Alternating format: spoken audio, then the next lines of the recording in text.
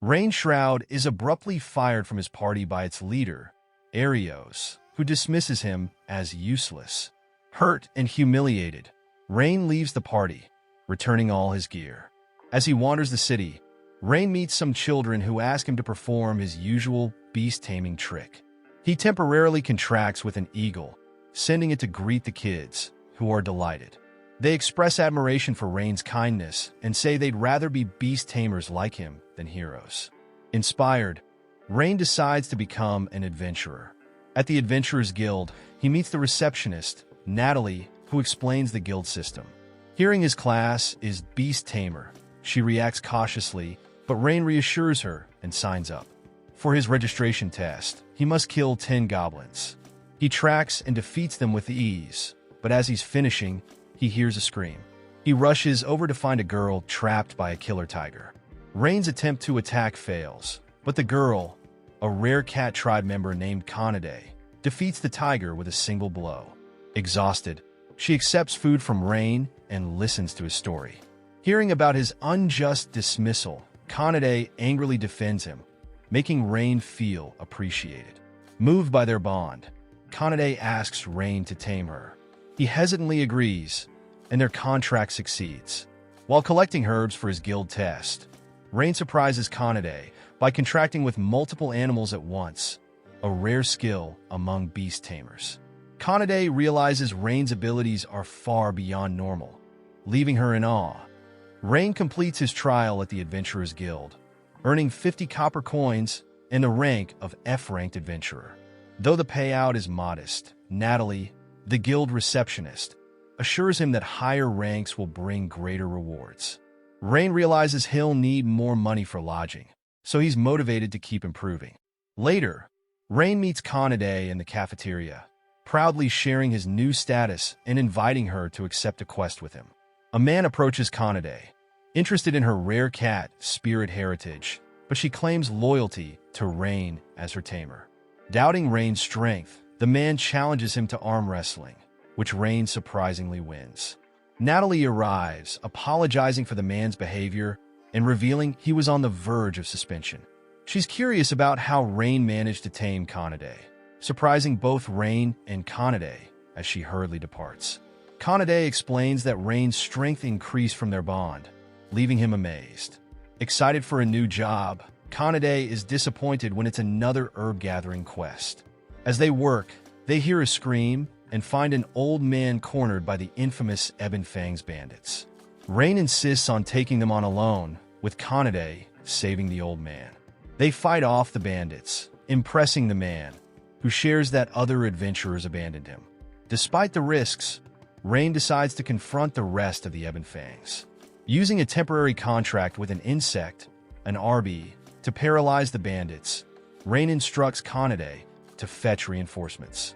Kanade returns with other adventurers who help detain the bandits. However, a trio of Berserk King lizards break free and attack. Together, Rain and Kanade defeat the beasts, gathering the magical stones from their remains. The adventurers praise their victory, and Rain, grateful for Kanade's support, feels proud of his achievements despite being dismissed as useless by his former party.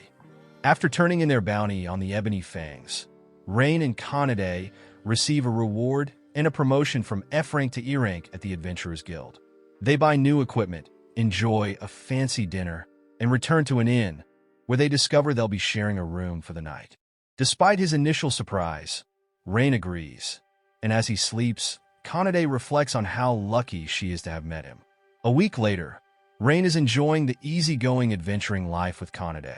Natalie informs them of a hooligan at Stride Bridge, offering a 5 gold reward. Intrigued, Rain accepts the quest, and they head to the bridge. A red dragon lands nearby, transforming into a humanoid woman named Tanya, a dragonoid on a training pilgrimage. She challenges them to a match, and they accept. During the fight, Tanya overwhelms them with her strength and fire breath, but Kanade fights back with determination. As the battle intensifies, Rain realizes he needs to use his skills as a beast tamer and asks Kanade to distract Tanya for a few minutes. He forms a temporary contract with birds called Pedo, whose poisonous feathers immobilize Tanya, forcing her to surrender. Impressed, she agrees to come with them. Back at the guild, Rain quickly exits to avoid Tanya's attention-grabbing behavior. Outside, he scolds her and offers her the choice to leave. Instead, Tanya requests Rain to tame her, and he reluctantly agrees, forming a contract. Meanwhile, Rain's old party is frustrated with their own struggles and decides to try recruiting him back just to use him as a temporary asset. That night, Kanade and Tanya bicker over who gets the bed with the best view of Rain as he sleeps, marking the start of their amusing rivalry. Rain and his team take on a slime subjugation quest, which unsettles Kanade due to the slime's sticky nature when defeated. Tanya, eager to impress, boasts that she'll handle them, which earns Kanade's praise. Watching the two bond, Rain feels glad they're getting along well. However, unable to locate any slimes initially, he uses his beast tamer skill Assimilate to merge with a bird's soul, letting him scout from above. Astonished by the skill, Kanade and Tanya watch over his body as Rain flies off. Rain eventually locates the slimes, and with Tanya's encouragement, he casts Fireball, defeating them in a single shot. Tanya explains that Rain's powers have increased due to their contract. As more slimes appear, Tanya guides Rain in refining his magic control, which he quickly masters. Later, they report their success to a little girl outside the guild and spend the day together, capping it off with a meal at a local restaurant. During dinner, Rain shares his past, how his village was lost to a monster attack, how adventurers rescued him, and how he joined Ario's party with hopes of helping others, only to be deemed useless and eventually discarded. Hearing this angers Kanade and Tanya, but Rain reassures them he's moved on. The next day, Rain's team takes on an orc subjugation quest. During a skirmish, Rain is stabbed while protecting Tanya, but he heals himself with magic and suggests they collect the orc's magical ores. Later, Kanade mentions that Tanya wanted time alone.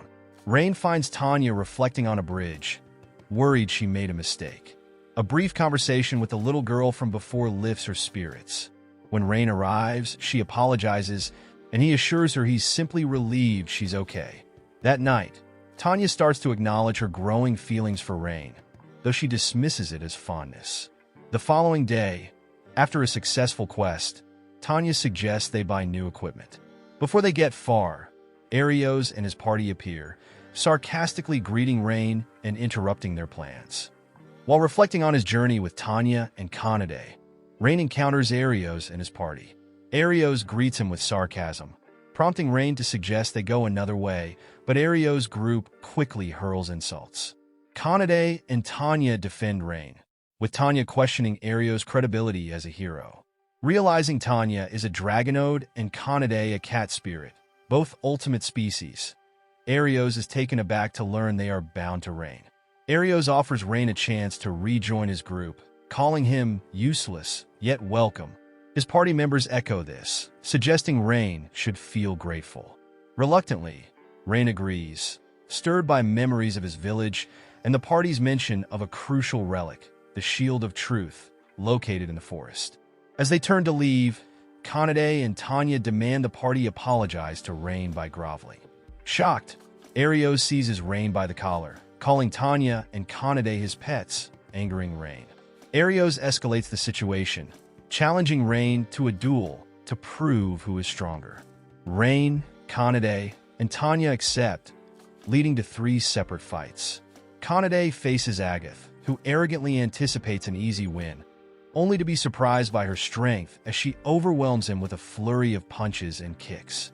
Agath eventually tries his special move, Hellfire and Brimstone Slash, but Kanade easily deflects it, revealing she's been using less than half her strength. With a single powerful kick, she wins, scolding Agath for his disrespect towards Rain. Meanwhile, Tanya takes on Leanne and Mina. Underestimating them, she taunts their weakness, which enrages the pair. They retaliate with Gravity Burst and Holy Flare, but Tanya dispels the attacks with ease. Their attempts with Judgment Arrow and Red Crimson are similarly thwarted by her skill, Material Canceller. After dispelling multiple attacks, Tanya fakes an epic spell called Ultimate End, which frightens Leanne and Mina into passing out. Rain, meanwhile, faces Arios, who charges with quick swordplay. Rain suffers only minor scratches, unimpressed with Arios' strength. Channeling his contracts with Kanade and Tanya, Rain gains an edge, countering Arios' moves and finishing him off with a powerful punch. With the help of an RB, Rain triumphs, leaving Arios defeated. Moments later, Tanya and Kanade reunite with Rain, celebrating their victory with an enthusiastic embrace. In the dark and eerie Lost Woods, Rain and his party search for the Shield of Truth. A flashback shows Arios' group apologizing to Rain after their defeat, with Tanya urging them to sound more sincere. Rain accepts the apology, and Arios explains that the Shield of Truth is held by a monster in the Lost Woods. Despite Kanade and Tanya's disapproval of Arios' condescending tone, Rain agrees to help. In the present, Rain reassures his companions of the shield's importance. To aid in their search, he temporarily contracts with a bird to scout from above, leaving Kanade and Tanya to watch over his body. He quickly spots a path toward their goal, but despite following it, they lose their way. Tanya casts Material Search and discovers a tree radiating illusionary magic. As Kanade prepares to knock down the tree, a voice warns them to leave, and a fairy emerges. Rain tries to explain their intentions, but the fairy warns them to leave or face her wrath. Taking her warning seriously, Rain leads his group away to discuss their next steps. Kanade recalls that a monster is guarding the area, and Tanya suggests they simply destroy the tree. However, Rain decides to negotiate alone with the fairy. Approaching her again, Rain tries to reason with her, but she responds by attacking him with illusion arrows. Although hurt, Rain stands his ground, confusing the fairy, who has never known humans to act this way. Rain insists that not all humans are the same, but she fires again, prompting Kanade and Tanya to intervene. The two try to negotiate but end up bickering, amusing the fairy. She drops her hostility, introduces